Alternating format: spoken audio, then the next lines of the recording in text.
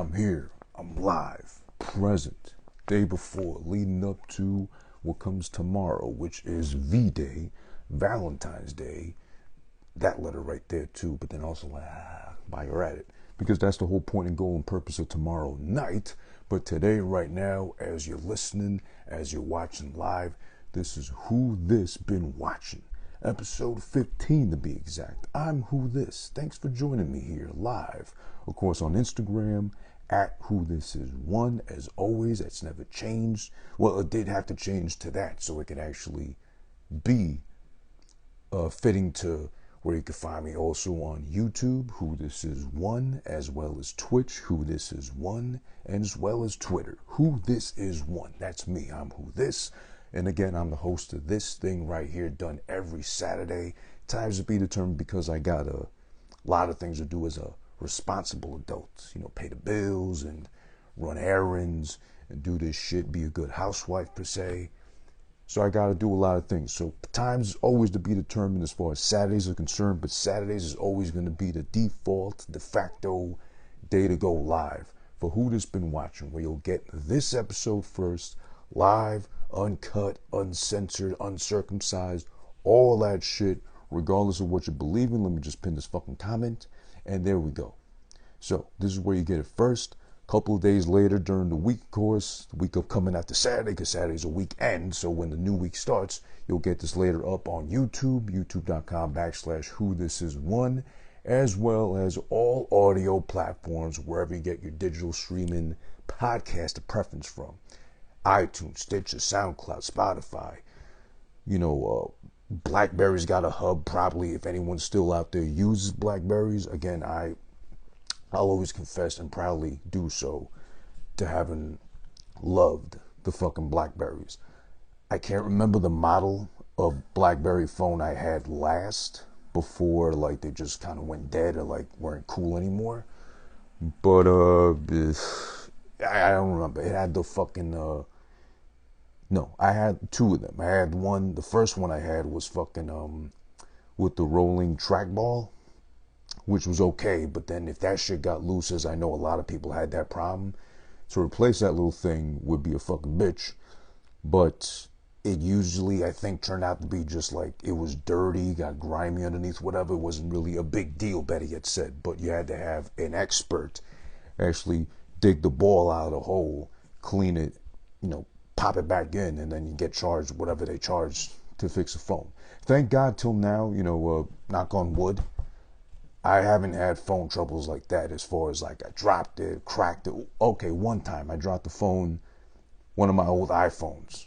Actually, one of my favorite iPhones because it was just a different kind of color. It hit different. My rose gold, I want to say iPhone 8 or something like that. I dropped it.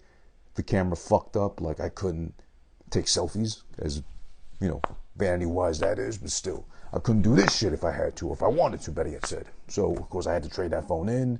I forgot what I got in return, but I never got the rose gold again. The rose gold was a whole story, too. I didn't intentionally choose it at first, but I ended up with that phone, and I liked the phone because of that color. It was just different, you know, whatever. And speaking of pink, of course, rose gold, whatever tone you want to use to define the usage of pink, it is Valentine's Day tomorrow, V-Day, as beloved, as beholded, as dreaded, I'm sure as well, by a lot of people out there, male or female. It all balances out, of course, respectfully, whatever you want to identify as to.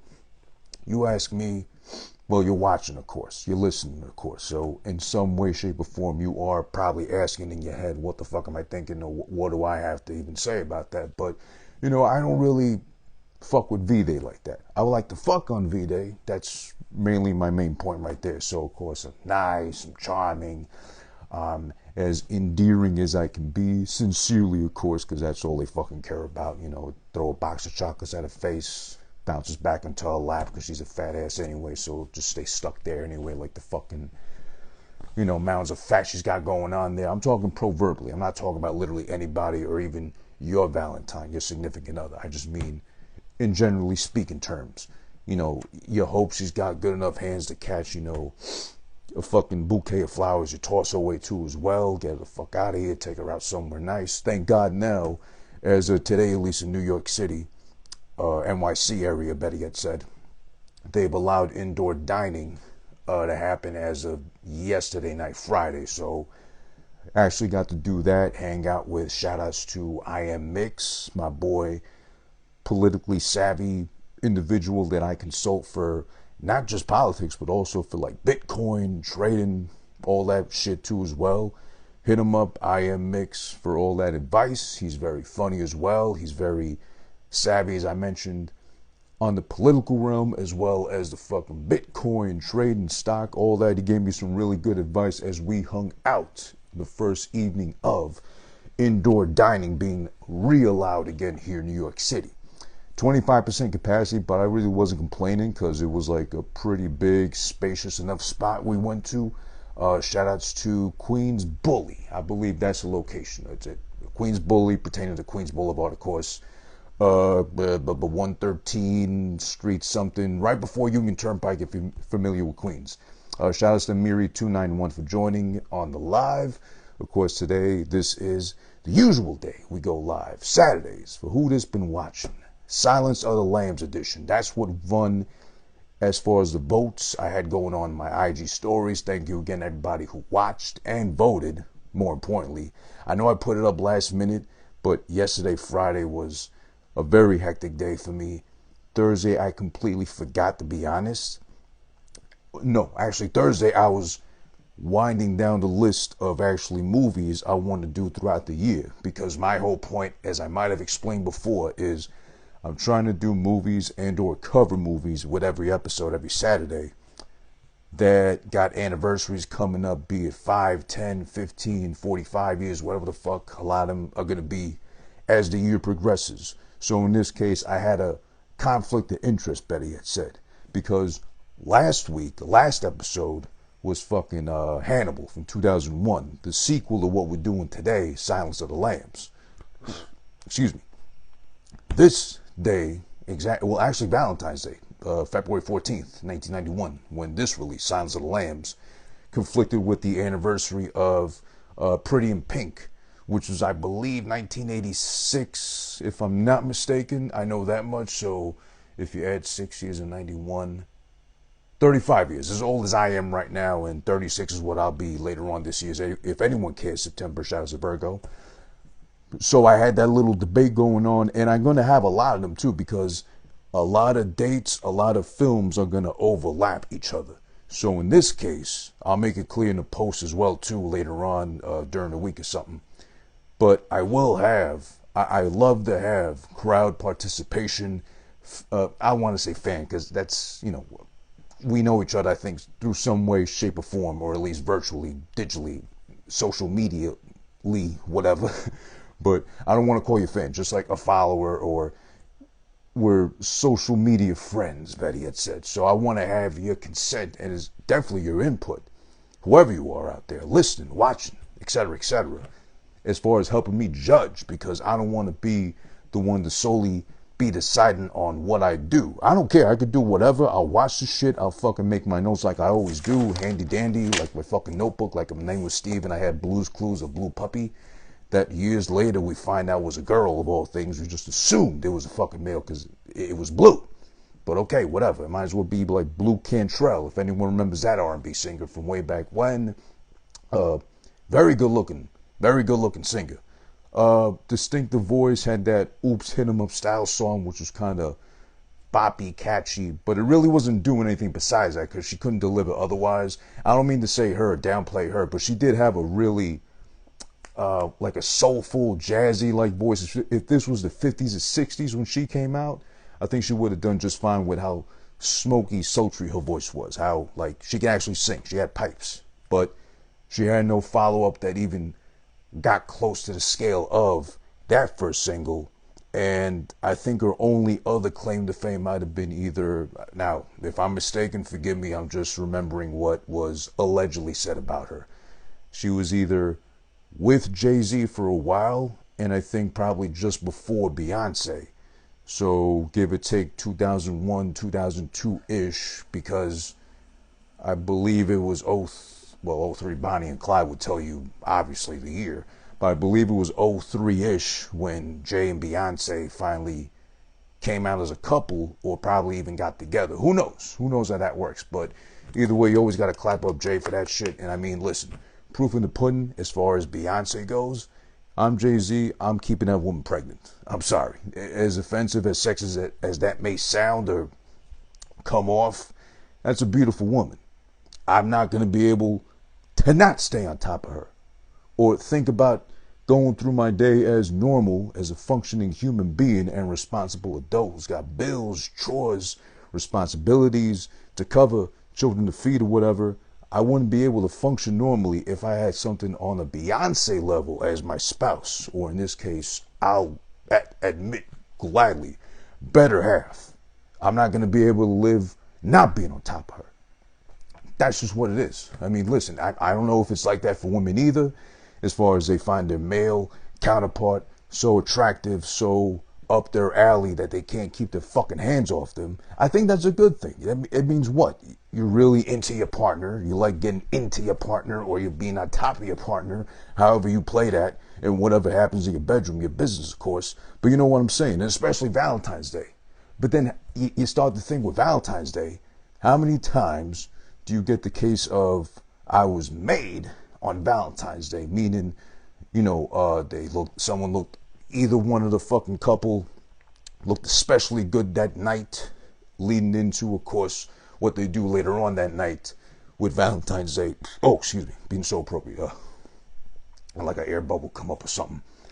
But I'm sure I charmed your pants off, you know, or, you know, ask my girlfriend, if anything.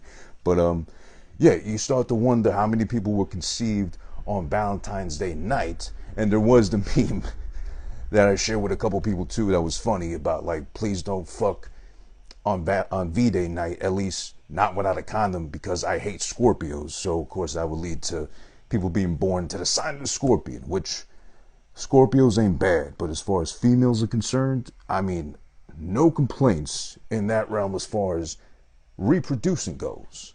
But as far as dealing with them outside the bedroom, no offense to Scorpios out there, shouts to all you. Yeah, one was enough. One was enough for me in my past, you know, ghost to pussy past and all that too. So I'm not going to do that to myself ever again.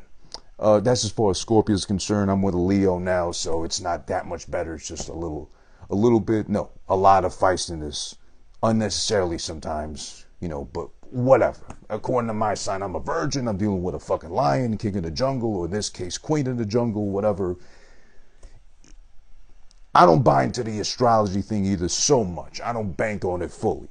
But surprisingly enough, if you read up on different signs and characteristics pertaining to the signs, you will see, oddly enough, with most people's cases, not every case, but most people's cases, a lot of points that hit, a lot of points that actually bullseye the target as far as defining the character and listen how they are. It's like, oh shit, they like that anyway, for real. So it's like they weren't too far off the intended target. That's horoscopes.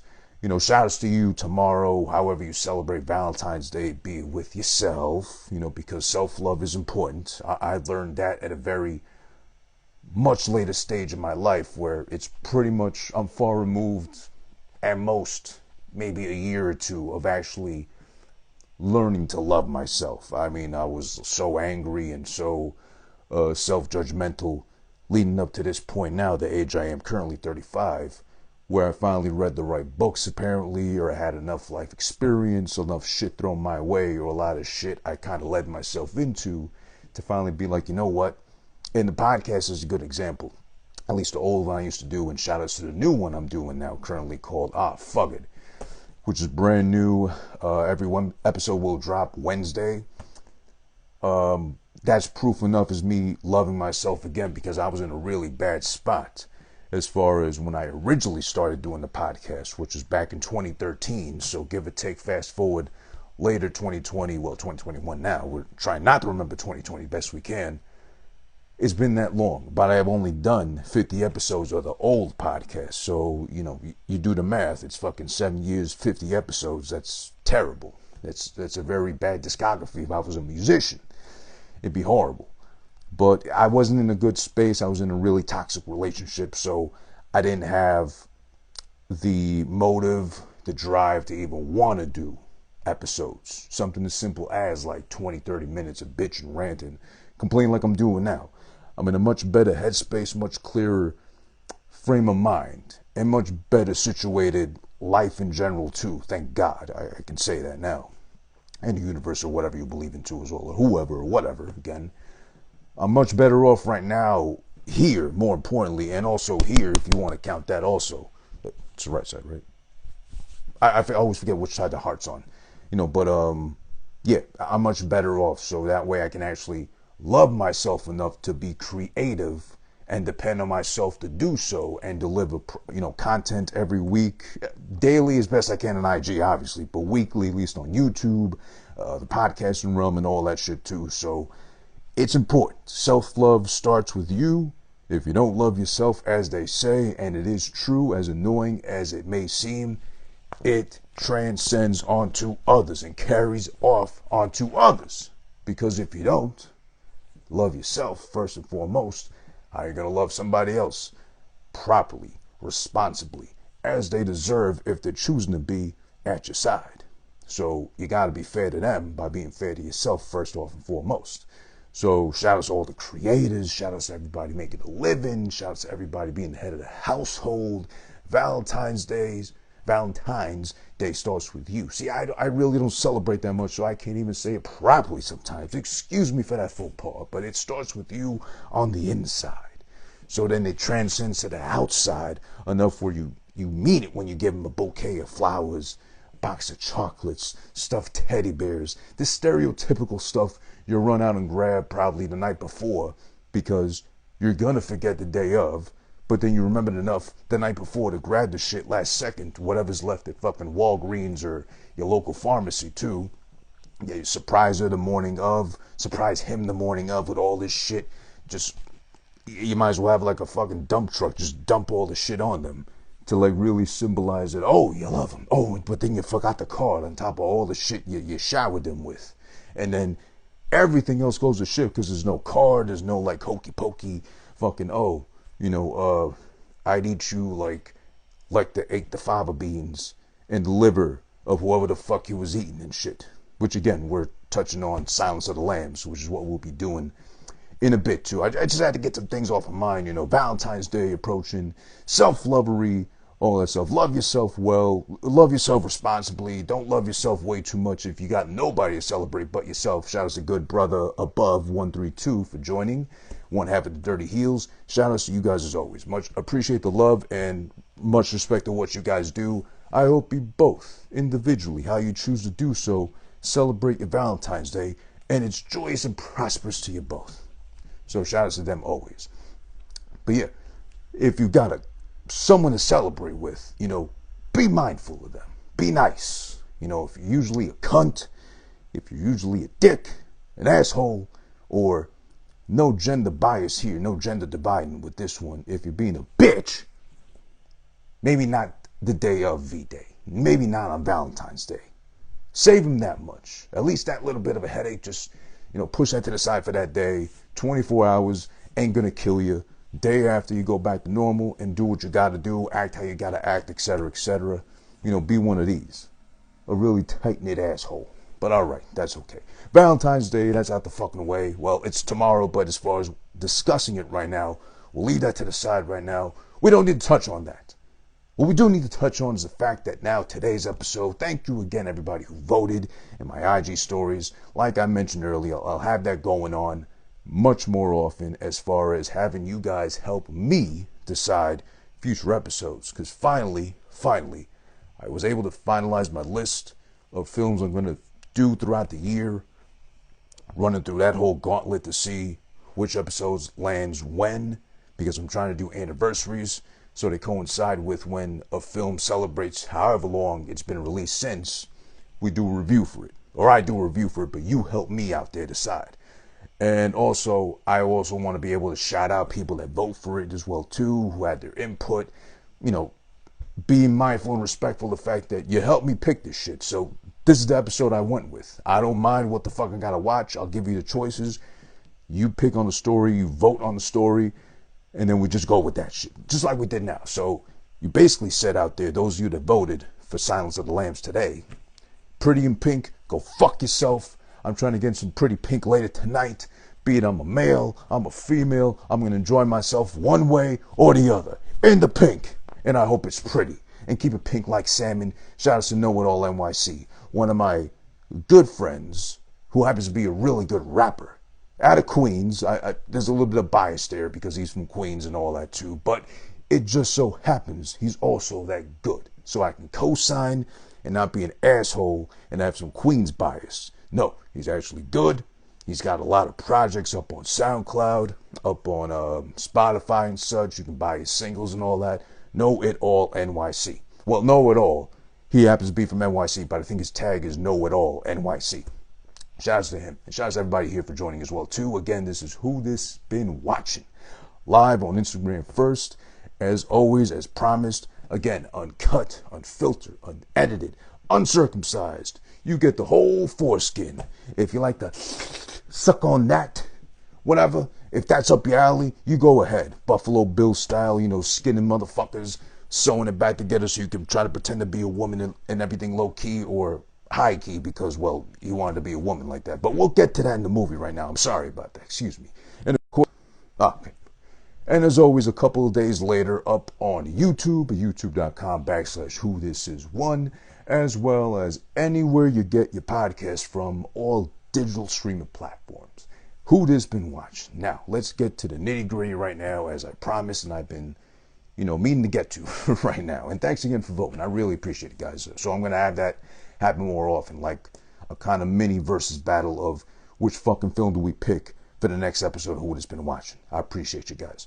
So yeah, this is 1991's Silence of the Lambs, starring, of course, Hannibal Lecter, or better yet said, Sir Anthony Hopkins. I never addressed him as such during the last episode for Hannibal, but it's important to do so. And then the OG Clarice here, a.k.a. Jodie Foster. This is from 1991, February 14th, this year, 2021. It's going to be turning 30 years old since the release of this film. This film, as far as whatever you look up for it, any info, trivia, tidbits, all that shit, it's highly esteemed, highly regarded, won a lot of awards. I think it's in that, whatever that thing's called, for like 100 most sacred movies of all time, because otherwise we'll be scratching our asses and then picking on those, probably in that order. Films all the time. So it's like in an archive or something. We'll get to why it probably does deserve that, justifiably so. But for the sake of, you got Anthony Hopkins, Sir Anthony Hopkins, pardon me, sire, and Jodie Foster. That's a pretty good team up right there. I don't recognize anyone else immediately, better yet said. I do so bad with real names in real life. What the fuck do you think I'm going to do trying to remember cast names or pretend character names? They're fake. They don't exist. They're fiction. Or did Hannibal Lecter actually exist? Or is he based on somebody? Oh shit. That'd be scary as fuck if there was actually like a Hannibal Lecter-esque type person out there. I haven't done my research. I should have done that leading into this episode.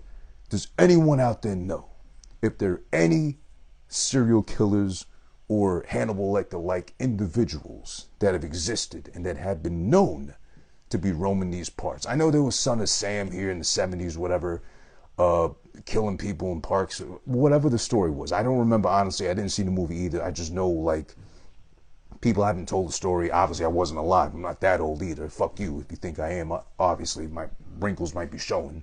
My fine lines, better yet said, excuse me. But, I don't know, honestly. I don't remember Son of Sam, too much of the details. But I'm trying to think, or I'm trying to remember if there were any criminals on the scale of Hannibal Lecter, like killing and eating, or like he did in this film, actually. We'll touch upon, too, how he convinced someone to kill himself as well, too. Because that's, what is that called? Dark psychology, something like that. Or like the popular term is now, unfortunately, because it is happening a lot, gaslighting as well, too.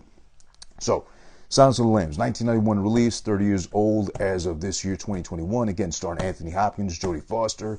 Let's get the fucking summary of the film out the way first so then we can go ahead and break down whatever we got to break down. All right, so Basically, it's about this girl,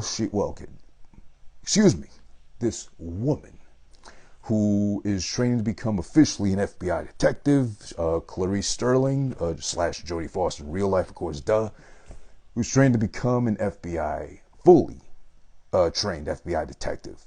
So she's pulled from her training, I guess because she was that pretty or appealing or one of the very few women apparently in FBI training. They picked her. Oh, I see now why. They picked her to help try to find another serial killer called Buffalo Bill via the help of her trying to get info out of a convicted serial killer slash cannibal, Dr. Hannibal Lecter, Anthony Hopkins in real life as well, too. So they tap her to tap into his mind, or at least try to get as much info as permitted that he'll actually let loose, per se. But they know to pick her because she's an attractive female, kind of like the only thing he'll want to talk to, because otherwise if it's a dude, he'll probably eat him, which justifiably so. But yeah, so she's basically trying to do and or cut a deal to see how she can get the info she needs to catch this other motherfucker from this motherfucker too. Two sick motherfuckers cancel each other out, but still in this case, you need Hannibal Lecter, point blank period. In this case, if you're Clarice. So Clarice does that, but in exchange, he's like, well, if you want to know what I know about what this guy might know because I dealt with him in the past, well, you need to tell me about you, motherfucker. Or, Clarice wouldn't be a motherfucker. You bitch, or whatever. Tell me about you. What makes you tick? What made you run away from the sheep farm, as she describes later on too, etc., etc. So she's in over her fucking head. She's a trainee, has to deal with a lot. That leads to her getting more info out of him in exchange of a promise to free his ass. He'll be free one day. Well, not free, but like at least better suited in a not so maximum security jail if he agrees to assist her find this other sick fuck. So he does, but then apparently the deal's kind of fake. It's only half the fucking promises they made to keep, but he still does it anyway for the sake of he's got a plan. So in the middle of them fucking figuring things out, and they show the fucking Buffalo Bill guy, they're trying to figure out why the fuck he does what he does with the women and skinning them and taking the skin and making dresses, or trying to be a woman low-key underneath literally someone else's skin. Motherfucker gets away. Hannibal Lecter, it's pretty obvious he's a genius, which will compare that to Hannibal because of how this film actually used it to his advantage to make him look convincingly that level of a genius versus Hannibal, where he was like fucking a mind reader. He might as well just been doing tarot or something, or looking into a crystal ball filled with fava beans and fucking people's guts and shit, because he could fucking see everything in Hannibal. It's like he knew every step of every person at every fucking moment and knew what the fuck to do, when and where, so he wouldn't get caught. And again, he didn't get, well, by the way, if you saw the last episode, or spoilers, by the way, for Hannibal, he didn't get caught either in that one. He just narrowly escaped. But back to Silence of the Lambs. So, in this point, while Hannibal Lecter gets free, breaks himself out of jail, maximum security, by the way, that scene in itself is beautifully put together. Edited, presented, build up. It's ingenious what he does. And I think it might be the first of its kind to have done or thought of the method of escape the way it's presented, at least. It was really fun to watch. I forgot I watched this film years ago when I was younger. Probably not recently in any recent times, but I really enjoyed watching this again. And I'll get to why in more detail as well. But as the story goes, Hannibal Lecter on the one hand is free and out there free to kill and eat people alive, but most likely Clarice, because she's scared, rightfully so, that, oh shit, he's gonna come and eat me from the pussy up or whatever, because I told him too much and he knows about me already, and I'm trying to I kind of try to swindle him a little bit, but now he's gonna be mad, or maybe he'll salt my pinky toes or something and work his way up from there and spare my pussy and just throw it out on the side of the road or whatever, etc., etc. Meanwhile, Buffalo Bill already has another hostage that he took, who just happens to be, conveniently enough, either he knew it or he didn't. I want to say it was just a big ass coincidence. He happens to kidnap the daughter of a senator in whatever state they were pretending to be in. I forget, honestly. I didn't pay attention to that part right there. I missed that. Forgive me. But in very minor detail. Takes her ass hostage, put her in the fucking well that he happens to have inside this old ass house that he has. Well, I don't know how he built the well. I didn't bother to research that. I don't know how one even conceives enough manpower, ingenuity, or was the well part of the house already? I don't know, to be honest. But there's a well. Puts it down there. There's the whole infamous lotion part. Put the lotion in the basket, whatever. Fast forwarding towards the end of the film now, well, again, spoilers. They finally do catch up and figure out where Buffalo Bill is. You know, Dr. Lecter finally gives up the deets on where you can find his sick ass as well, too. They do find him, but then, of course, like, it reminds me a lot of fucking Dark Knight, where Joker, towards the end, gives 2 addresses of where, what's her face? Not Katie Holmes, so she was the cute one that Batman was in love with. What's her other face? Maggie Gyllenhaal. No, not Maggie Gyllenhaal. I can't remember, but the fugly one from Dark Knight that, you know, dropped it from being a perfect film just because they fucked up with not getting Katie Holmes again. But I don't know what happened there. Maybe we'll find out later on, eventually in life. But when Joker gives them 2 addresses and says, "Oh, she's over here and they're over there," you know, you got to pick and choose who you're gonna save. But then when the police and Batman get to the locations where they choose to go to on their own choosing, he actually mixed them up and lied to them. So then Batman goes to save Harvey Dent instead of, you know, who he meant to save, and then police vice versa and all that too. It's a whole elaborate thing. It reminded me a lot of that shit. But yeah, Buffalo Bill's like fucking one step ahead of people too as well. And then finally, you know, Clarice finally finds his ass. She goes to the house where he's alone. The police get sent to the house where he's not at all. Finds her ass, the girl that was kidnapped in the well. And then, of course, you know, as you can probably tell, like, she lives, obviously, to go to Hannibal, even though it's not Jodie Foster, it's fucking Julianne Moore in Hannibal. Finds his ass, shoots his ass up, he's dead. Finally, sicko scumbag. Hannibal Lecter's free in the meanwhile, calls her ass probably collect from a little island full of Caribbean people of some sort. So I'm gonna guess, if I was a detective, Jamaica or something, Bermuda, or where's Rihanna from? Bermuda, no, Barbados or something. So maybe Rihanna was alive at this time, who knows? But he's out there, he's free, and he's free until fucking Hannibal, which is like 10 years later. So that's the part that kind of got me a little. Let's start off there. That's the part that threw me off a little bit too, because 91, 2001 in real life, of course, who's really keeping count?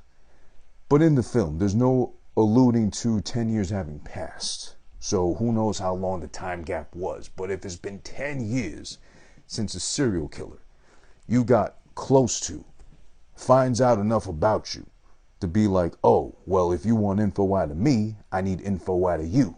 So give up the goods. And she does, to play along and try to, you know, be a hero in the long run and actually help solve the case and fucking figure out how to stop this serial killer who, on top of being on the loose as well, or before Hannibal broke free, he already took another girl kidnapped. He kidnapped another girl as one of his victims, excuse me. So to have to figure all that out at the same time, I guess her head wasn't on straight enough to actually think, well, maybe I'm giving up too much info. But then again, he is a genius. And he is able to get all this stuff out of people, you know, like that, with no real difficulty, with the greatest of ease. So he does do that to her. That's one point I didn't like about the film so much. It's not a criticism of the film itself, but maybe more of the character development. Because Clarice in Hannibal does come off very stern, like, what's the word? She comes off like a cunt. I mean, not full-on cunt, but cunty. I mean, cunty vibes.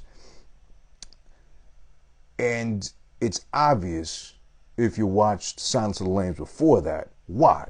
Because she does go in like precautious. She's like wide-eyed, innocent, like really eager to do well in the eyes of the FBI. Her bosses and all that shit really impress people, go above and beyond, considering she's one of the few, I think, 2 females in training for the FBI to actually, you know, graduate and make herself something big out of that shit.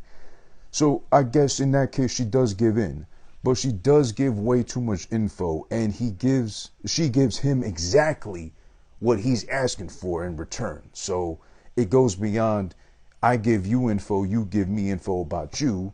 He's able to pinpoint the right questions to get inside her mind deeply, and she fucking plays along like a willing victim pretty much, and gives him all the information he needs to start fucking too deep with her mind. So I get that part as far as where she's not thinking straight or rationally. Shout out to Joey the Kid 518 from Troy, New York. Not Rochester, like I said last time, whatever episode I was. Shout out to you, bro, and I appreciate you. And by the way, whoever's watching, listening right now live, recorded sound, whatever the fuck, whenever you get this, Joey the Kid will be on with me on Monday, the 15th, 7 p.m. IG Live for his turn. Not on Who This Been Watching, though, but actually on my new podcast. Well, not so new, just rebirth of the podcast I did before Who This Been Watching, and I buried the old one and fucking ate it with some guava beans and some livers and shit. So yeah, we'll be doing that Monday, February 15th, live, 7 p.m. on my IG, Who This Is One, with Joey the Kid 518 representing Troy, New York. So yeah, shout outs to him, and also shout outs to InstaRick85 for joining the live. So yeah, I get that part where Clarice gives in to what he wants, playing this whole big mental game, better yet said, aka mentally fucking her. Because I'm sure, listen, that's another point I wanted to make too. Jodie Foster is a very pleasant surprise, to me at least, because it's been that long since I watched Silence of the Lambs until recently now when it won the votes in my IG stories. Thank you to everybody again who voted and helped me choose the episode for today. I forgot how fucking pretty Jodie Foster was as Clarice. And it makes me wonder, goddamn, in Hannibal, Julianne Moore is also a piece of ass. Very young, and forgive me for saying piece of ass, but if we're going to speak freely here, it's still a free country, I gotta be honest. And I mean it in the sincerest form, aka a compliment. Even if it's like a dirty, drag through the mud compliment, it's still a compliment I'm giving to you. Lovely ladies, Jodie Foster and Julianne Moore. Mwah, mwah, mwah. Love to them all. I love to kiss them where the sun don't shine, most likely, but that's besides the point. Julianne Moore, goddamn young as fuck in 2001, is a nice little piece of ass, as well as Jodie Foster here. Fuck, I forgot how cute she was. So I don't blame Hannibal for wanting to play games with her mind, as most women will say most men do to them anyway too. Allegedly, supposedly, black men don't cheat, hashtag, that's what Charlamagne the God said. But I wouldn't know, obviously I'm not black. But, Spanish men don't cheat either. That's all alleged too. I never done such a thing in my life. I've been cheated on. All right? I'm being honest with you right now. And in the sake of V-Day coming up tomorrow, I've been cheated on. I never cheated on nobody myself, but I've been cheated on. All right? And I let it slide. I just broke up with that bitch afterwards because she was toxic anyway. Fuck her. By the way. My ex, I mean. But yeah. So, does it really matter that she's pretty? Yes, because it's playing right up his alley. He knows how to get inside her mind. It's like he knows every point to hit with her too. And it shows again why I love the fact that this movie, understandably so, is so heralded and so esteemed highly as it is. It won awards. It's always getting brought up for its genius. I mean, yeah, it's gory. You know what? No. Hannibal really blows out the water with the gore. Because at some point towards the end... I didn't understand. Fuck you. Alexa going off here. I don't know why at this point. I think I said cunt too much and her cunt meter went off. And she had to jump in like a cunt. But yeah, as I was saying. What was I saying? Oh shit. Fuck, Alexa threw me off. Goddamn. I wish it would have been Alexa Bliss if anything too. But okay, Alexa chooses to be a cunt. But alright. What was I saying? Jesus Christ, I forgot what I was saying right now. Stupid Alexa went off, and it just took me down another path now. I forgot. Oh yeah, let's go back to then talking about piece of ass then. Oh, shout outs to YHWIS_wrestling pod for joining. Shout outs to them. I've been meaning to catch your live stream.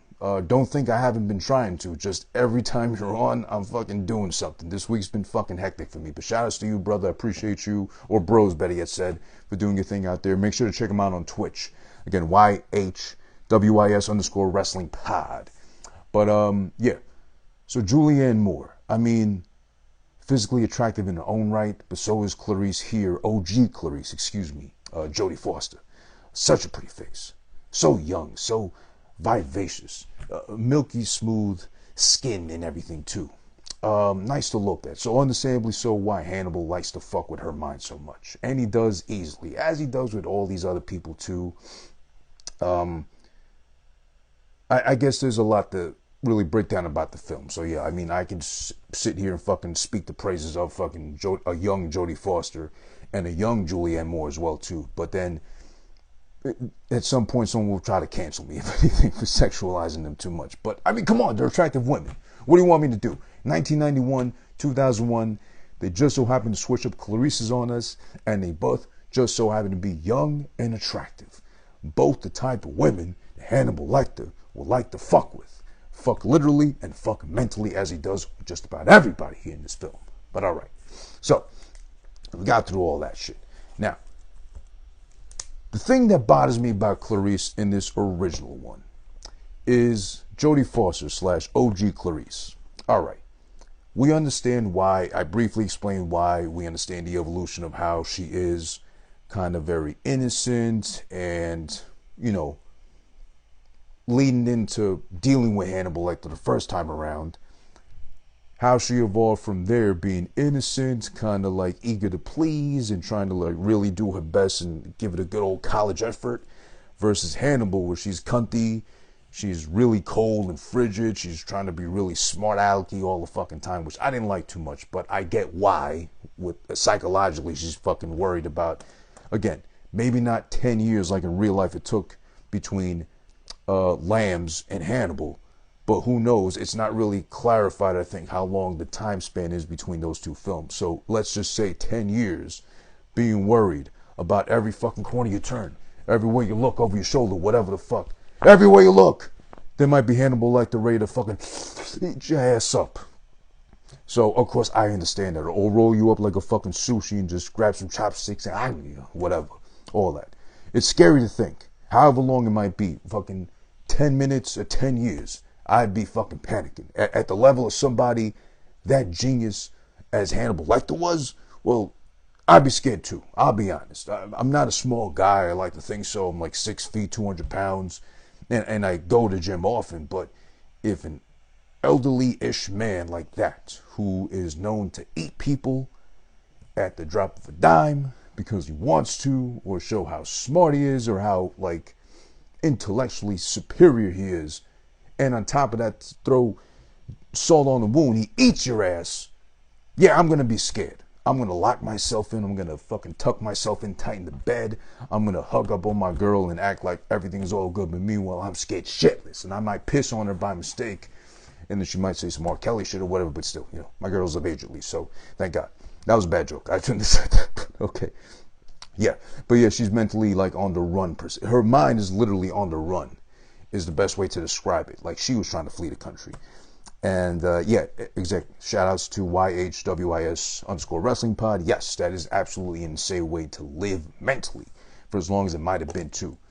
So, but of course, she is warned. OG Clarice, Jodie Foster, she is warned ahead of time before even meeting Lecter the first time. And this is again the part that bothered me.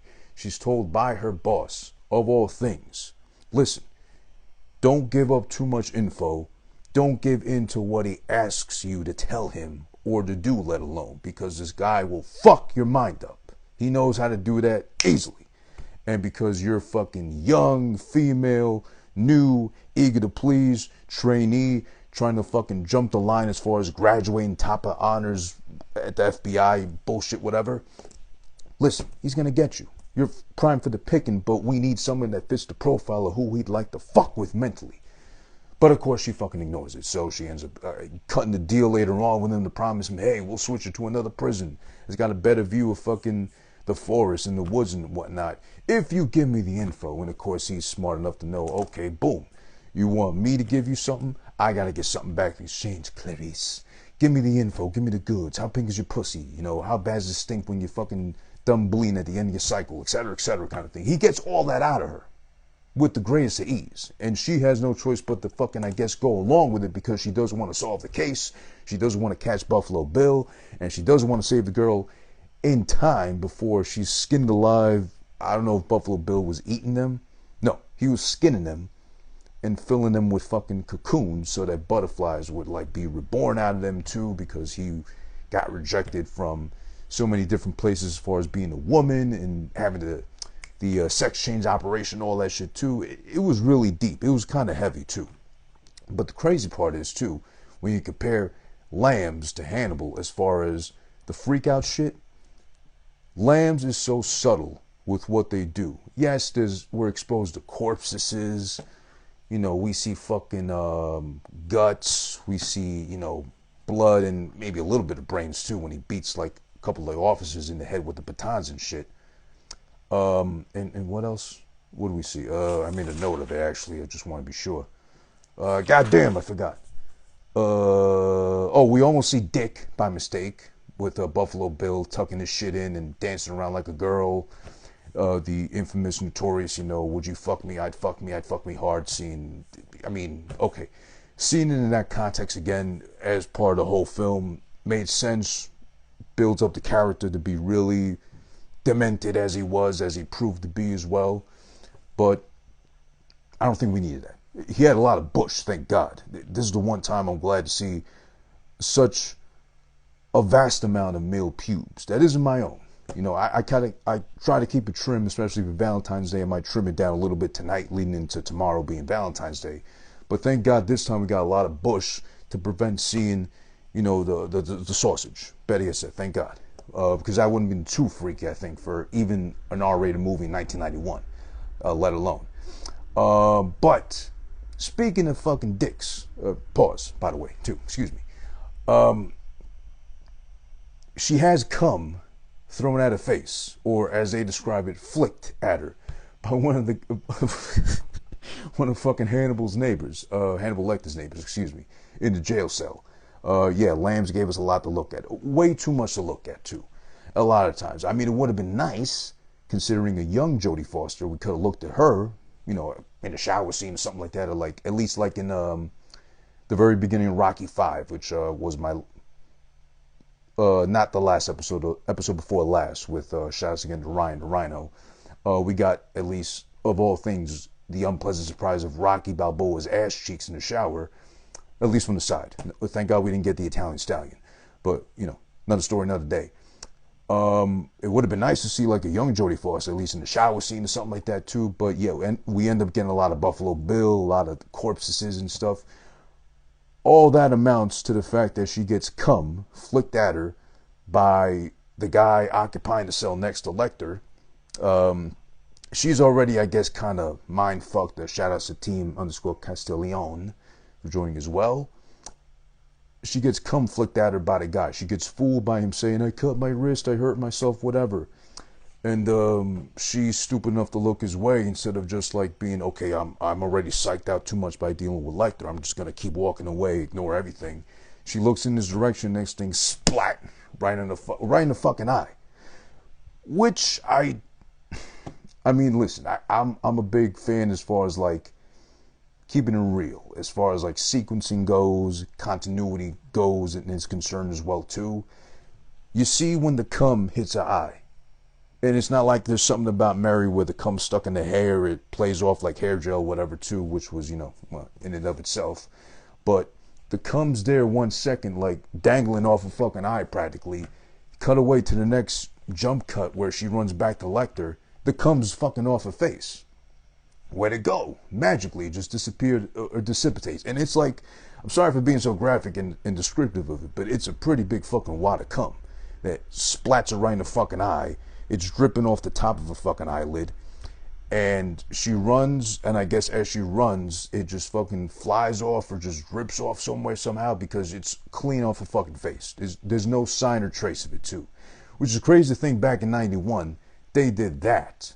Or they had that scene thrown in there. I don't know if it made it, I don't think it made it to TV or any hint of it too. But I didn't remember that part at all. So that happens. Hannibal calls her back to say that was disgusting what he did to you. I would have never done a thing. I would have just ate you from the pussy up and then maybe came on you later, but then whatever.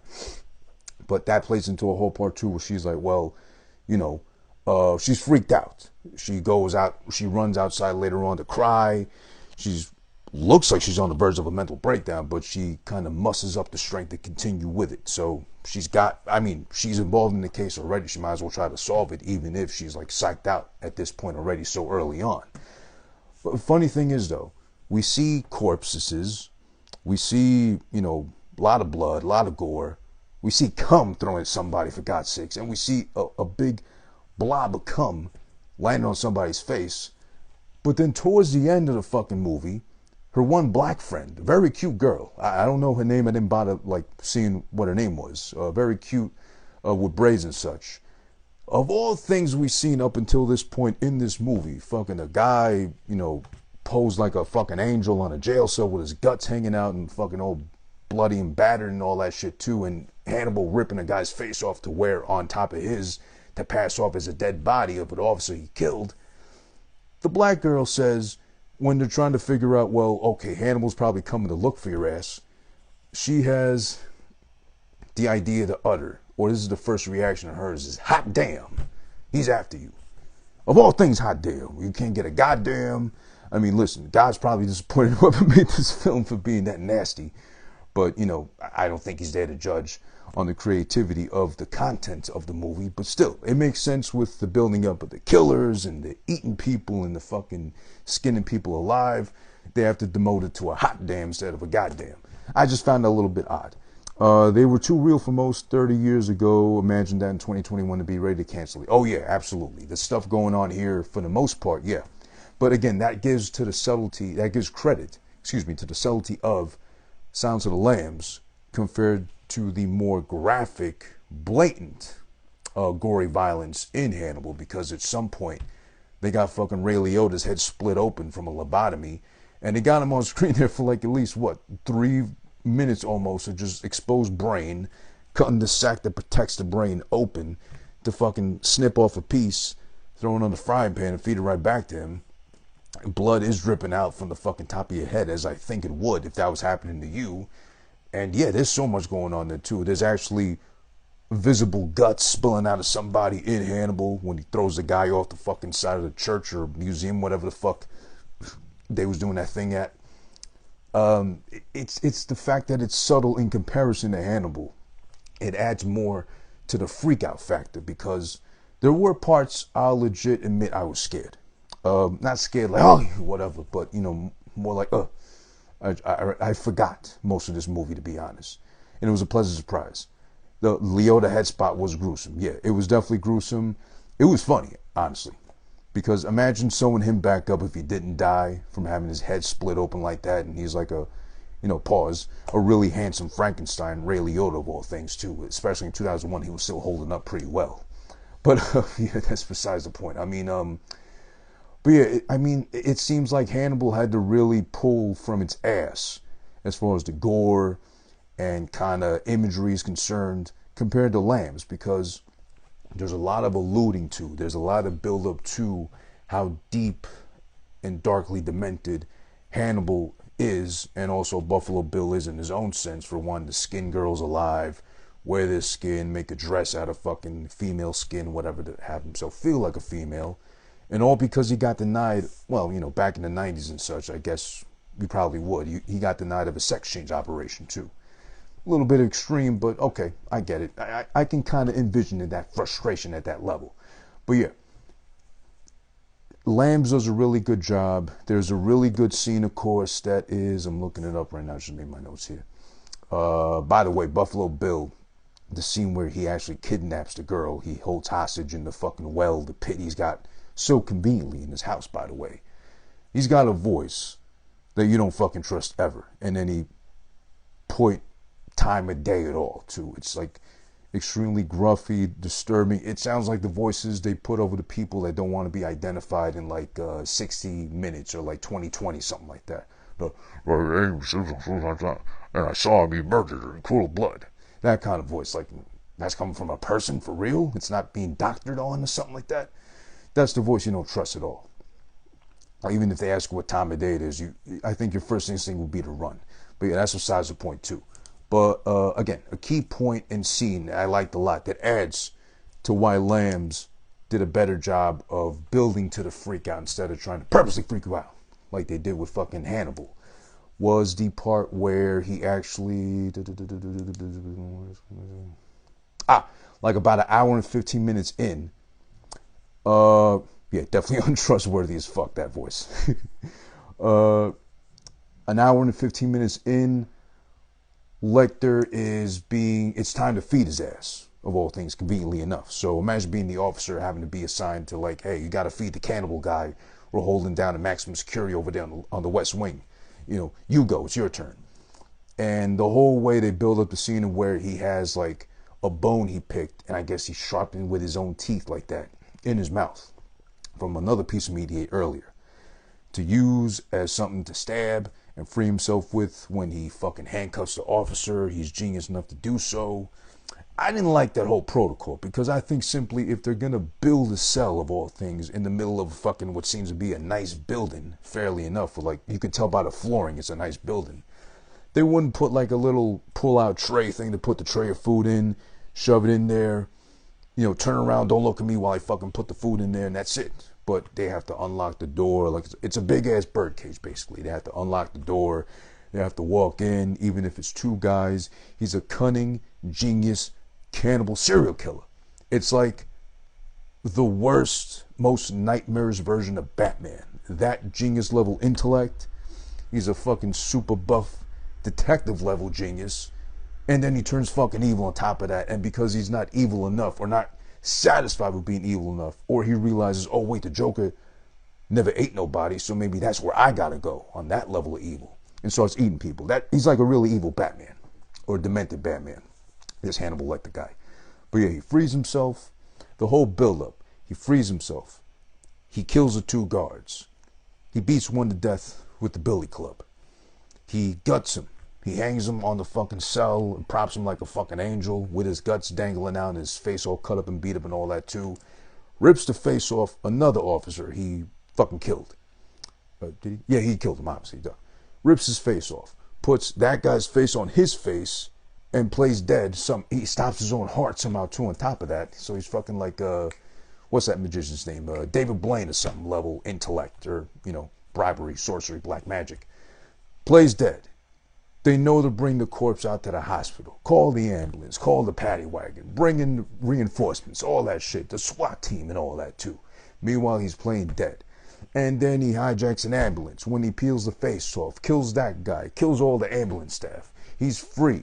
And he's free and gone. And then Clarice is free to piss her fucking pants, because she's starting to think, oh shit, I gave this guy too much info. And he didn't even need all that info. I just gave him freebies, because he already knows everything about me possible. To fucking eat my ass from the pussy up. Or maybe he'll start from the ass. Maybe he's more one of those guys. Because if you think about it, though, if you're a cannibal, I mean, you know, let's get into the mind frame of a cannibal here.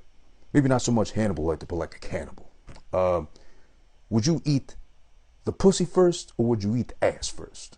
Now listen, I like the fact that the ass is now compared nowadays to the peach emoji. I think it fits it just perfectly. A nice curved ass from the side, at least, looks nice and ripe, just like a peach. You want to bite into it like it was straight out of a box labeled Georgia, you know, like that. The pussy looks more like, I guess you could say clams or something like that, or you know what, like a taco, but not like the hard shell taco you get from Taco Bell. Which, shout out to Taco Bell, I fuck with them, you know. But whatever, what do I know? You get the fucking soft shell taco, like, even if you gotta get El Paso or something like that, and you stuff it just right, and you know when you gotta grip it in the middle, that taco, and it's like the lips are kind of spouting out like this a little bit. I think that's kind of the best way to describe a pussy in that case too. The ass is for the peach. Pussy would be like a taco, or like a good street taco, or legit Mexican taco, better yet said. So what do you eat first? If you're into sweets, you probably go for the peach. If you're into salty, like I am too, but then again, I'm split in the middle. I'm sweet and salty. If you're salty, you probably go for the taco first. So then decisions, I don't know what you go with, but I probably go with, oh, I know, I'd probably go with taco. I like the meat. I like the fillings inside. So I guess in that cannibal mind state, we'd probably go with the taco. At least I would if I was a cannibal. If I really had to make the decision, am I going to eat her ass first or pussy first? And then eat the rest of her later on, like take her around the doggy bag, something like that. And Peach's perfect description of the ass. You definitely got that right, bro. I mean, yeah, we are pretty much describing a beautifully put gourmet dinner for Hannibal Lecter, of all people. A full-on fucking full menu, entree, appetizer, dessert, all that shit. So yeah, there's so much going on. And then he does all that too. He escapes. He's fucking free on the run, eating people or free to eat people. And of course, what I never got is, I never understood, better yet said, is, did he really just like Clarice that much as far as like, I love the fucker, in the mind of Hannibal, I love the fucker, I love the eater, but it's much more fun watching her run, be in fear of me. The possibility of, I'm so smart, I'm so cunning, regardless of your fucking training with guns or your integrity as fucking the FBI promotes and intelligence and whatnot, I can still creep up on your ass when you least expect it, and then all of a sudden I'm there. I'm gonna fucking take a chunk out of your ass in the shower or wherever I gotta do it. But there's the realm of that shit too. So I think he, again, like I said too in Hannibal, the Hannibal episode I did last week, I think he really just gets off on being able to mentally fuck people like that. So it's not so much about proverbially, literally coming. It's more about coming in his mind. I'm so smart, I'm so genius. He supposedly talked his cellmate in the cell next to him, convinced him to kill himself, of all things by swallowing his tongue, which allegedly isn't true. And as far as the research I've done, can't happen. You can't swallow your tongue. I don't know if it's true. I read somewhere it's a myth. I read somewhere it can happen, but you can't die. Or in an extreme case, you might be able to swallow and choke in your own tongue. I don't know. So that part does seem debatable. I would have chosen a different manner of death. Like, obviously, he's going to, like, maybe just ram his head into the cell a couple of times or the brick wall and then kill himself that way. I would think. But point is, Hannibal Lecter is such a fucking genius that he's able to convince his demented, crazy-ass cellmate to kill himself for having flung cum at this pretty young piece of ass, Jodie Foster. At least back in 1991. She was really holding up well. But yeah, there's that also. I love there's a random... I'm a fan of cussing. Not so much cussing like a Kardashian would or like Chloe would, like fuck, fuck, fuck, fuck, fuck, fuck, fuck, whatever. No, I'm not in the fuck frenzy like that. But I do like a well-placed fuck, shit, bitch, cunt, ass, dick, etc., etc. You know, you insert the cuss word of your choosing, your expletive of your preference. But I love that about 12 minutes in, leading into her first meeting with Dr. Lecter, let's be mindful of course, he's a cannibal serial killer, but he's a very high-level esteemed doctor. Or at least before he started eating people, or eating his patients, because they were probably late all the time or something like that. I understand that probably. I'm late too, so maybe I should respect my psychologist if I ever go to one, because let alone they might turn to Hannibal Lecter on my ass, and I'll be the first victim they start chewing up, taking home in a doggy bag. But yeah, at 12 minutes in, before she meets Hannibal Lecter, the fucking guy, I think the same guy that threw the cum at her, it just screams out loud, well, does this first and then screams out, I can smell your cunt. And in 1991, to hear cunt on film, or see it on the big screen like that, no, not see cunt. We're not talking about Sharon Stone. We're talking about hearing cunt being said on the big screen. It was placed so perfectly well, and the fact that they were brave enough to use cunt, I mean, they could have gone junior high school with it, or more commonly used pussy like that too. That would have been just as funny, I think, too. But cunt, still, it's on a god level almost here. You gotta respect it. It's like boss mode almost. Like, there's no fucking taking that as a joke. You call someone a cunt, most likely a woman, you might as well be ready to throw hands, be it with a male or female. Or if they get a male involved and have them fight on their behalf, most likely you're going to be scrapping because of calling someone a cunt. But a cunt just hits different. It's demanding respect, if anything, or demanding looking for a fight. I like that though. But I love the use of cunt. I use it as much as I can too. I'm not running around here calling cunts on the street.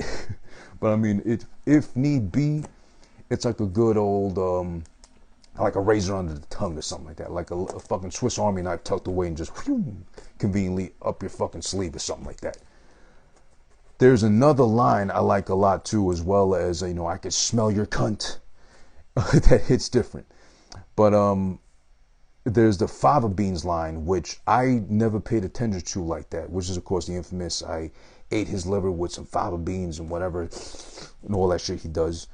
Yeah, those is fighting words. Cunt is especially a fighting word. But yeah, there's the infamous fava bean lines, which I took out of context this whole time. But apparently he tells the story of there was a census worker, of all people, that tried to test him, per se, as she was him, as he alluded to early on when they were first meeting. He says the census worker was trying to test me too, and guess what I did? I ate his liver and his ass, probably not in that order, with some fava beans, and I sucked it all up. I fucking got some bread, and I wiped the plate clean and just sucked it all down too, as well as he does too. So, of all things, a census worker, listen, I almost signed up to do the census work like, in 2000, but I wasn't old enough, and then 2010, I tried, but I just couldn't, nail the job or something like that. And then now I don't think they were even doing, in person, doing, virtually and all that shit, too. But census workers are fucking annoying. No, actually, 2000, no, I didn't do that. I wasn't old enough. I was, 15, so obviously I couldn't do it. Census workers are annoying as fuck. If you remember, or if you're old enough to have had a census worker show up to where you live, obviously, they're just about as annoying as a Jehovah's Witness, but the only difference is they wait 10 years to bother you and harass you day and night impossible to get you to fill out the stupid survey, versus a Jehovah's Witness, which, you got to admire their dedication.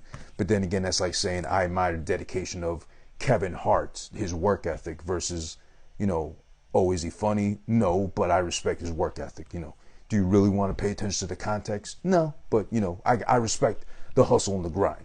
But yeah, Jehovah's Witnesses be annoying as fuck too. I don't know if they're doing that anymore now, pre-pandemic, or now, especially during the pandemic. I hope not. And, I've had the pleasure of slamming the door in their face too, so I got no problem there doing that. But census workers, I think they merit sometimes, as far as they've behaved before in the past, I think they walk the line of fucking, I might eat this motherfucker if I'm really that pissed at this day, or if they really try to test me. It might have been something simple as they might have been ringing the doorbell way too much, and he might have been trying to enjoy his opera, his vinyl records, whatever too, or painting or drawing, what he does a lot too in his jail cell. Something, enjoying some fine piece of art or some fucking wine or piece of meat, whatever, and then you know what? God damn it. 5 minutes already at my fucking door? I don't care if you can hear me inside. I don't want to do the census. I'm Hannibal Lecter. I'm a doctor. I don't need to do this shit. I don't need to succumb to the level of fucking blue-collar workers and fill out surveys to see if my demographic region, helps me get a tax deduction because enough minorities live here around me. And, of course, drove me to the point to eat the motherfucker. So I never knew the fava beans was just driven from a census worker being that annoying. So that was pretty funny, too. A lot to fucking explore with this movie. It's really good. I can see why, and hopefully I explain why it is worthy of all the praise it's gotten over time, from back when in the 90s and now to 2000s and such, 2010s and whatever you call this fucking decade. No, actually 2020s, excuse me. But yeah, there's a lot going into it. It's really scary. The scariest part of everything is the buildup of Hannibal himself. Everything he does, how he plays with the mind, how he gets the story of, and of course the title of Silence of the Lambs from her too. She tells a story of how she was on a ranch when her father died, I believe. She was adopted by a family. She lived there, but then she heard the slaughtering, the screaming of the lambs. So she decided to take it upon herself in the middle of the night to run away, and carrying a lamb with her. She got picked up by the police because she couldn't really make it that far with a fucking full lamb in her arms, like she was a Greek trying to fucking run to Greek Independence Day in time to fry up and cut up the fucking lamb. She wasn't able to save him, and that's where we get the title of the movie from, Silence of the Lambs. And also him really fuck with her mind as far as, well, so I guess you're trying to save this girl that's stuck in that fucking pit/well with fucking Buffalo Bill, because you never saved that lamb. It's symbolism of you trying to redeem yourself from having failed that little lamb, if anything. Shout out to J_D_Foster Tulio for joining as well live. Appreciate it. It's really interesting. The way Hannibal Lecter's built up is beautiful almost. It's scary beautiful, very dark and twisted beautiful, because you get to tap inside the mind of somebody like that. Now, we don't really get a lot of his backstory here or in fucking Hannibal. Maybe Red Dragon. I don't remember Red Dragon, to be honest, because I saw it in theaters and I think I fell asleep because Edward Norton. I'm not a fan of his either, so that might have been a main cause. But you don't really get in depth with Hannibal, and you don't need to either, because you just know he's twisted. Something happened, obviously, to him for him to be the way he is. But the character build up to the end, he gets free. There's actual terror and panic as far as like somewhat at that level. It's not like, you know, Jason Voorhees. It's not like fucking Hellraiser or any one of those fucking typical stupid looking at some points like horror film guys or whatever, bad guys and whatnot. He's an actual tangible, probably even scary enough realistic villain that can exist and get you if he really wants to. That's the scary part. And that's what really, I guess, would worry a real life Clarice if she existed. Clarice is kind of fucking stupid at some point. Let's not even try to praise her as a hero or paint her as like a savior or such too. I mean, I get it. She's a trainee. She got pulled into it because she fits the description of who he might actually give up info to as far as being a very pretty female. He hasn't seen a female in like 8 to 10 years like they said, so he might be willing to talk to her instead of a guy who is going to probably just dream of the ways of eating his ass. She is pretty stupid at some points too. I do get towards the end when she's like trying to confront Buffalo Bill and trying to find his ass and pin his ass down. Why she be so panicked? Because she is in a fucking house alone with a gun, but most likely, of course, Buffalo Bill is going to be short of fucking arms or something he could use his advantage to kill her with if need be. I get that. There's a sense of panic there. And then she also does have the panic and terror of fucking, oh shit, Dr. Lecter's free. He might come and eat my ass whenever he feels like, you know, pick me up to go like a fucking Uber Eats and all that if he feels like it. Next thing you know, she's trying to confront this fucking guy too, who's another fucking idiot, you know, skinning bitches alive because he couldn't get a sex change operation for himself. So he only dreams of having a pussy. So he's frustrated so much so to do that kind of shit and wear a dress made of fucking female skin. So I do get that part. But leading up to it, she is kind of like a little, I wouldn't say dumb, but like, okay, she's a novice, she's a rookie, she's trying her hardest, but sometimes it's like, you know, there's a point where one of her fucking higher ups points out like a drill test run of like trying to, you know, patrol a fucking room with a gun. Like she don't check her corners and he calls her out on that like, boom, you're dead. I could have shot you from the back of the head and all that too. The funny part of how she proved her own stupidity or being that naive is when she finally finds and traces the voice of the girl in the pit to her and says, yeah, darling, the old police jargon, oh, don't you worry, dear, we're going to get you out of here. You're safe now. And I love that they actually did that with this movie because it is so realistic, and I'm sure it happened in plenty fucking hostage situations, not the way fucking, which I love, shout out to Law and Order SVU. We're going to get Law and Order Organized Crime, meaning AKA Elliot Stable is back soon enough in April 1st. Let's hope it's not a fucking April Fool's joke. But yeah, he'll be back soon. Shout out to SVU, but they always do that thing with the hostages. When they find them, they stumble upon them. It's always conveniently enough, you know, Benson finds them. They're always so grateful and crying tears of joy, whatever, or just panicking where they can't say a fucking thing at all, too. And it's always a beautiful fucking Hallmark movie ending and shit, too. Here, though, we get the actuality of what would happen if, okay, I'm the fucking guy that finds the hostage being held hostage this whole time for days, being tortured, fed scraps in a fucking deep-ass pit well, left to fucking die pretty much, and waiting for her to get so skinny and so fucking famished that he's gonna just pull her up when she's too weak to fight back, cut her up, peel her skin off, and wear her as a dress. she's fucking frightened out of her mind, and she's got the balls, Clarice, to come in here and be like, yeah, darling, don't worry about a thing, you're safe now, I got you, I got backup coming and all this shit. And the girl just screams at her, you fucking cunt, are you fucking stupid? I'm down here in the well, how fucking safe am I? You stupid bitch, get me the fuck out of here already, don't you leave me, god damn it, this motherfucker's crazy and all this shit, da da da. I love that part because it's authentic.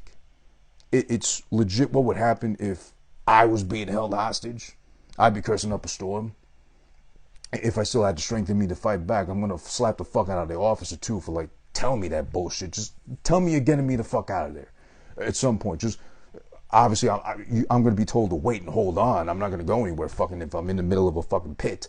But at least tell me, we're getting you a rope right now to pull you out of there, some shit. But no, oh no, don't worry, darling. We're going to get you out of there. You're safe now. I'm going to get that bag out for you. Fuck you, God. I'm so down here in the pit. What do you mean I'm safe? Da, da, da, da.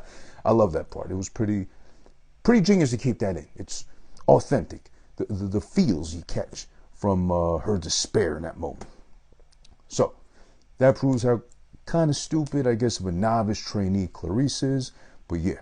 Silence of the Lambs, 1991, starring Sir Anthony Hopkins. Let me be appropriate to him and acknowledge him with the respect due, as well as a young Jodie Foster, who we later got as, OG Clarice, who we later got as new Clarice / Julianne Moore in Hannibal. Hard to choose. Both young at that time, both very good looking in their own right. I mean, Julianne Moore probably had... We did get a good glimpse of her legs in the skirt, so she has a nice body at least. Well, you're in the FBI, I hope you're fit, first of all. It's not the FBI like the fat bitch intelligence agency, bad joke, but cool, you know what I mean. You get a good look of her legs, so Ray Liotta did at least too, so he knows what we're talking about. But then you got Jodie Foster, who's got like really pretty eyes, really pretty face too to go with it too. So I don't know. I don't know who wins that battle. I'll leave it up to you out there watching, whoever's like watching, listening, whatever. You can decide for yourself. If I had to choose, I can't choose right now. It's Valentine's Day. I can't choose. Don't make me fucking be in the middle of that, three-way. But then again, bring them on. They want to fucking do a handicap match in the bed with me. But yeah, Silence of the Lambs from 1991. Again, starring, as I mentioned, Anthony Hopkins and Jodie Foster as well. If there's other people too that were known, I don't know the fucking names. I don't do the cash shit. I don't do the IMDb things. I barely remember fucking people's real names in real life. So to expect me to know the name of fucking characters in a made-up movie that, thank God, Hannibal Lecter don't exist for real, fuck you. Can't expect me to do all that now. I got too much on my mind. I got Valentine's Day to fucking honor and respect and, of course, buy into ching ching money bag emoji tomorrow. I don't know what you guys are doing out there, but I gotta fucking celebrate it. I got no choice because I got a significant other in my life. And boy, oh boy, if I'm looking forward to pussy, I got no choice but to give in to the fucking Hallmark-ass holiday. Capitalist-ass holiday that is Valentine's Day. But who just been watching, though? Listen, you made it up to this point. That means now it's time for the rating. I'm gonna give the Silence of the Lambs. Listen, god damn it. It's about time. It's towards the end. We don't blame you. You got the characters down. Yeah, I mean, I try. It's real life names alone. They fucking escape my mind so easily. I really act like I'm fucking 80 years old when it comes to trying to draw blanks on fucking names. But I swear to God, it just happens. I wish it wasn't that bad, but I don't know. My memory's really selective like that, I guess. That's the best way I can explain it. But now, the rating system. The infamous, notorious by now, well-known, done it like 10 or so times, give or take, here on Who Has Been Watching. Shout out to Cito Base for joining. Shout out to Afro Dominicano. And shout out to you, Cito. I finally caught that individual little doc they did on the Afro Dominicano page on IGTV about you. Really well done.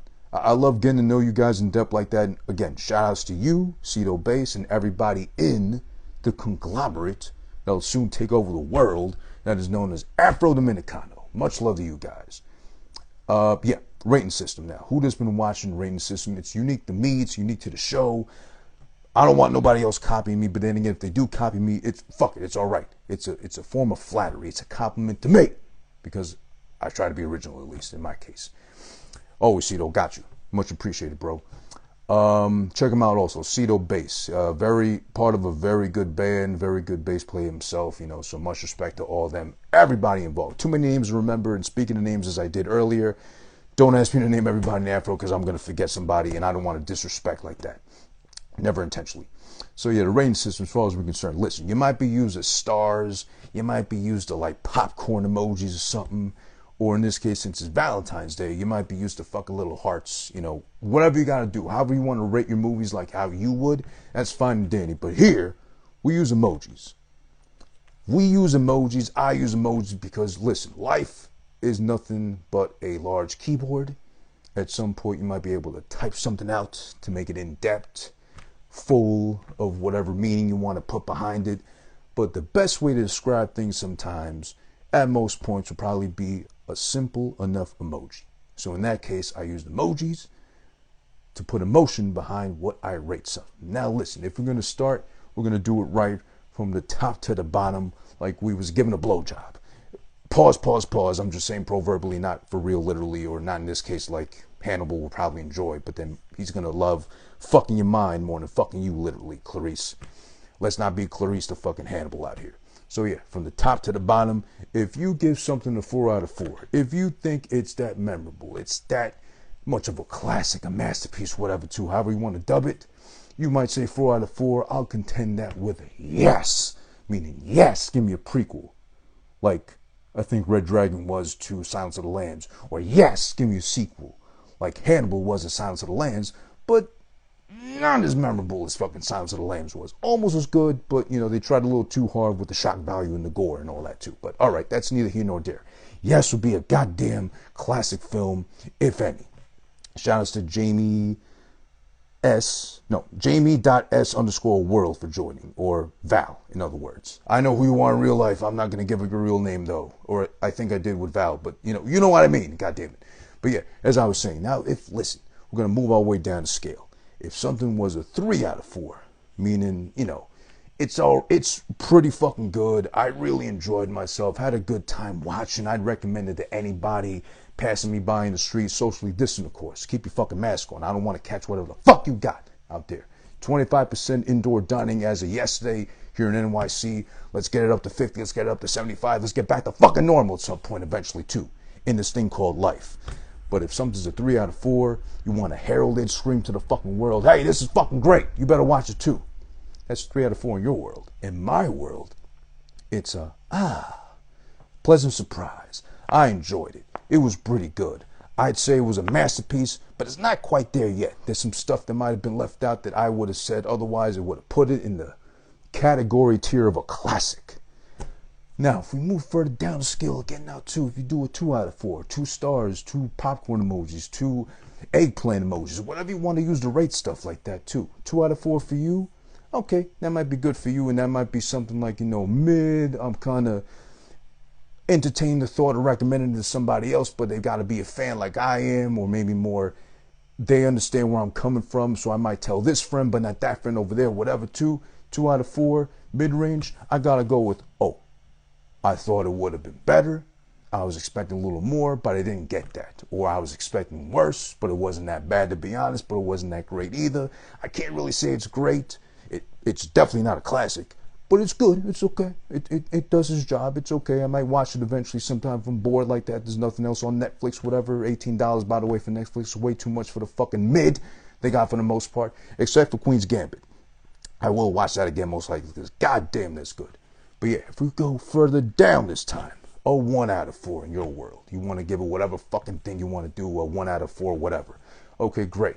In this case, I gotta go with a meh, which means, nah, it was pretty bad, but it wasn't terrible, or, it's a guilty pleasure, but I wouldn't openly tell anybody else that I know or around me I enjoyed it so much. I kind of keep it as a dark little secret, that I happen to like it enough like that. That's a 1 out of 4. That's a meh. Not good, not bad, but also nowhere near being good. It's bad, but not terrible, not horrible, not like an abomination or an abortion, cinema-wise, film-wise, whatever. Now, that's not the end of it, though.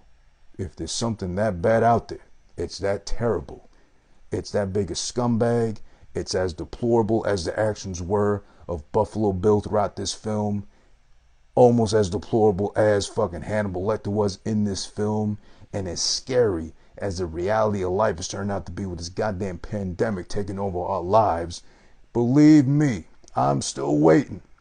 I'm looking forward to the time, the day, the episode. I gotta give something to 0. Big fat goose egg out of 4. AKA in my world, because it's different from how you would rate it, I go with why? Why would anyone approve the making of this film? Of course, if we're speaking of something that got a 0 out of 4, not in the case of fucking Silence of the Lambs. Who approved the budget? Why can't I eat this person ass first? Why can't I eat this bitch pussy first for greenlighting this film? Approving the script. Oh, we got it from a fucking book, let's turn it into a movie that fucking sucks. So much it's a 0 out of 4. That's a why out loud. But in the case of Silence of the Lambs, 1991, again starring Sir Anthony Hopkins, let's be respectful and mindful, he's been knighted so he's a sir, he deserves it, as well as a young piece of ass Jodie Foster, holding up in 1991 real good, like a freshly peeled off face, dangling off the face of Hannibal Lecter, or shout outs to the Office fans out there, like Dwight did with the fucking CPR dummy too as well. I always love that part. But in the case of Silence of the Lambs, I'm gonna be honest, you know what? Second time ever. 15 episodes in the game right now. Second time ever. I gotta go with it. Yes! It's an absolute classic. Listen, what has been said, if you look up Wikipedia, IMDb, Rotten Tomatoes, etc., wherever you go to catch ratings for movies. A classic in this case, like Silence of the Lambs is, the build-up with minimal detail, and most times, of course, it's still pretty graphic and bloody and all that shit, but Hannibal does more of a job serving the graphic, gory category, but less of a job of actually scaring you. It's more like goofy at points sometimes. Silence of the Lambs builds up Hannibal Lecter so beautifully as someone you really need to fear might ever eventually come to real life or actually exist. Maybe not in your borough, your county, your state, but the world, period. Because a man that cunning, genius, astute, well-versed, and knows you that fucking well, especially if your name's Clarice in real life. Hopefully you're not, because Clarice is kind of like an ass name. You got your life to fear for, and you're going to live a fearful life because, hello, there's a man-eating, cannibal, serial killer coming for you.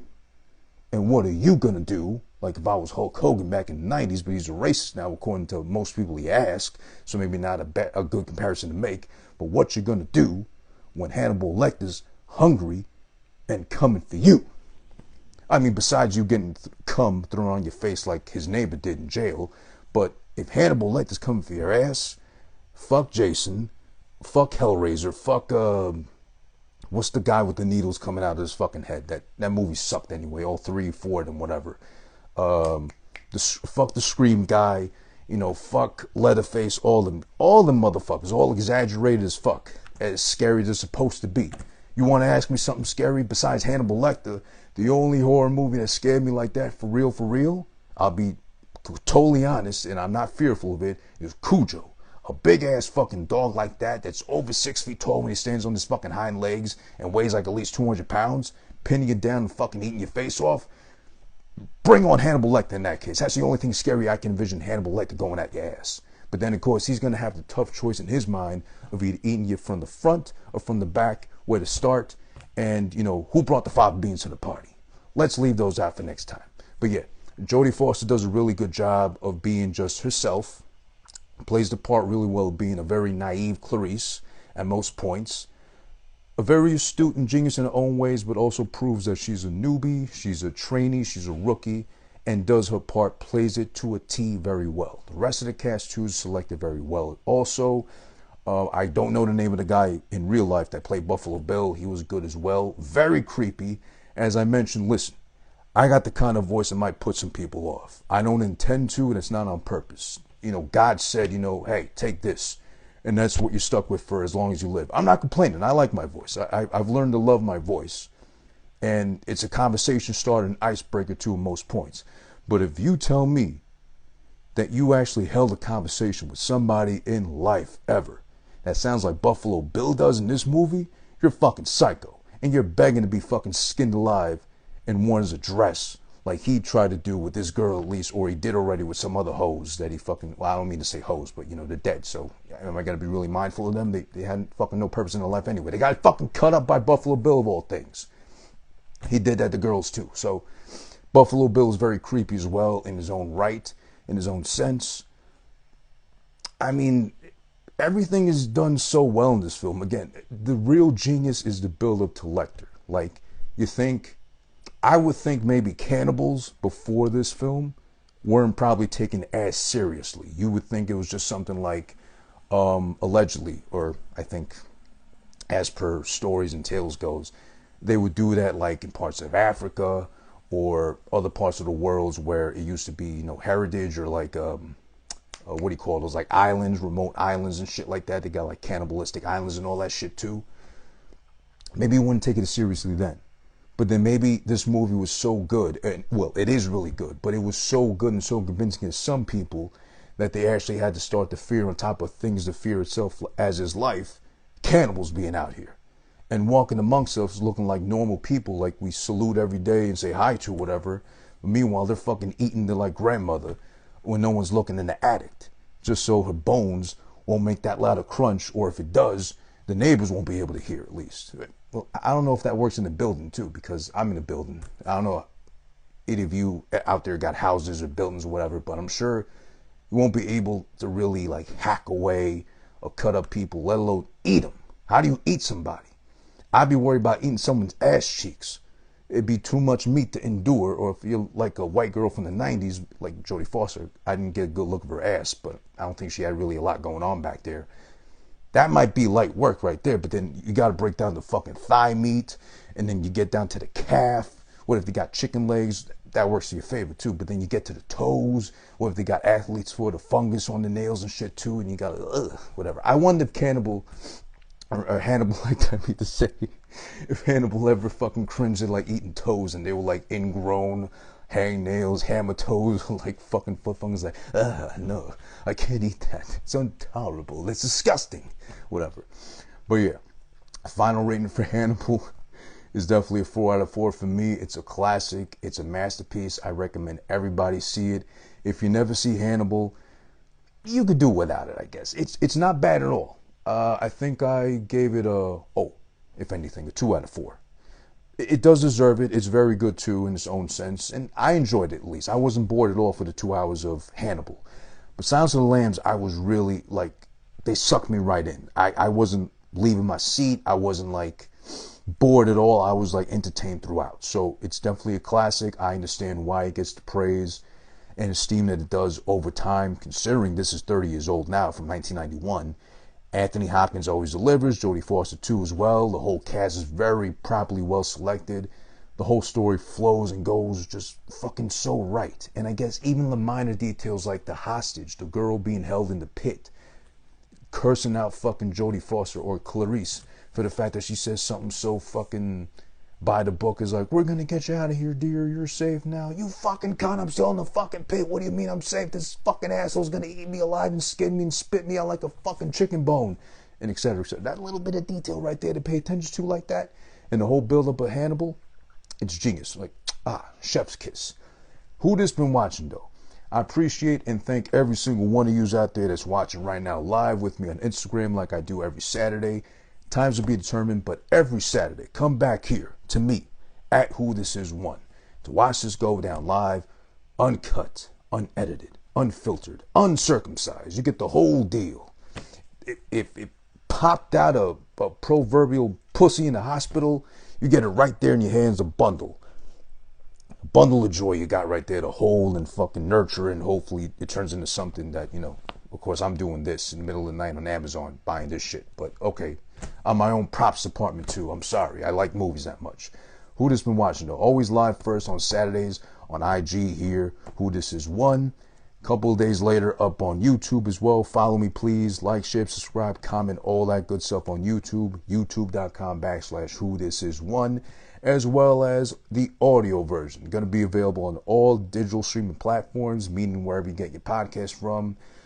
You know, Google Podcasts, Spotify, Stitcher, SoundCloud, etc., etc.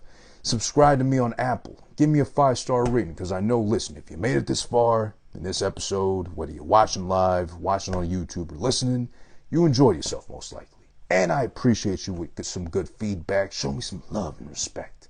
It's Valentine's Day tomorrow. I did this for you out there, whoever's watching. Valentine's Day. If you got it going on in a single sense, if you got it going on in a couple or relationship sense, or if you're like maybe a Mormon or something like that in Utah, you got like you, your significant other, and then your significant others that add up to like 6 or 7, because I think it's still legal out there. If it is, let me know. I'm asking for a friend. It's all good. Celebrate it, have fun, be healthy. Thank you again to YHWIS_wrestling pod. I forget your shorter name or abbreviated name, but thank you always for tuning in and showing love. Catch him on Twitch always as well, doing this thing live. I appreciate all of you out there watching. Make sure to catch the next one next Saturday, of course, as every Saturday. We're going to do it here. And listen, also, if you want to be a guest on the show, just DM me, hit me up, email me, whatever. Feel free to do so. I got the list ready for the rest of the year as far as the episodes I want to do. If you feel any of them are up your alley, I'll send you your way. You say which one you like to do. You let me know. Simple as that. We'll set it up and we'll have you on here live. I love having guests on here. Let's talk about movies. Let's really dissect them shits, but not do the cuck. Like, oh, it changed my life for the better. I got to give it 3 out of 4. No. Is there minor details of fucking really good shit, whatever here? Yeah, let's enjoy ourselves. Let's have fun. Let's bullshit. Talk about movies like that, too. Shout out to everybody. I appreciate you. Who this been one? I got to actually go clean up myself as far as, like, do this shit, the whole maintenance routine, and, like, a little bit of my hygiene, too, to be honest. For Valentine's Day. She wants to celebrate tonight instead of tomorrow.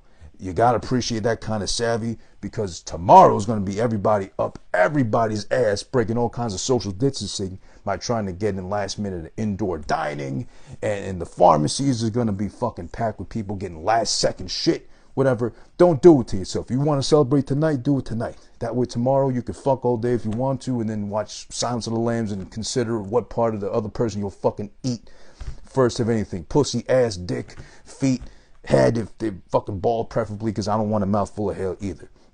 But yeah, shout out to everybody. Thank you for coming through. I'll see you next week. Who this been watching? Always live first in IG. Remember, uncircumcised. As it should be. And, well, if you're Jewish, maybe not otherwise. But you know what I mean. Who this been watching? Thanks for watching Sounds of the Lambs.